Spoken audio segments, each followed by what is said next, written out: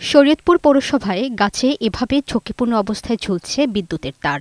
বিভিন্ন স্থানে ঝুঁকিপূর্ণ সংযোগের দেখা মেলে। গাছকে ব্যবহার করা হচ্ছে বিদ্যুতের খুঁটি হিসেবে, ফলে নানা দুর্ঘটনার পাশাপাশি প্রাণহানিও হচ্ছে। শরীয়তপুর পৌরসভার ১ নম্বর ওয়ার্ডের পূর্ব পালং গ্রামে রোকনুজ্জামান পারভেজ ঢালির ৫ বছরের শিশু আরিয়ানুজ্জামান গত ২৯ সেপ্টেম্বর বাড়ির পাশে মাঠে খেলতে গিয়ে বিদ্যুৎস্পৃষ্ট হয়ে গুরুতর আহত হন। পুড়ে যায় শিশুটির এক পায়ের পুরো অংশ।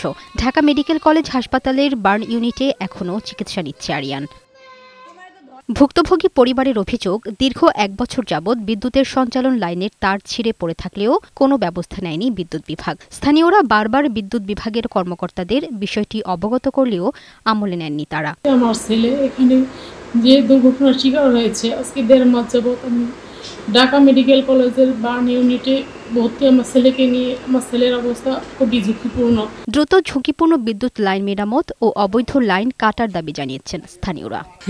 ঘরে পরে বাতি কানেকশন লাগিয়ে তার অনেক আগুন লাগতারে ঘরে। আমাদের এটা অনেক রিস্ক এলাকার ভিতরে। West zone power distribution company লিমিটেডের কর্মকর্তাদের দাবি, বিদ্যুতের তার পড়ে থাকার বিষয়টি তারা জানতেন না। জঙ্গলের ভিতরে তার ছিঁড়ছে, এটা কেউ আমাদেরকে জানায় নাই।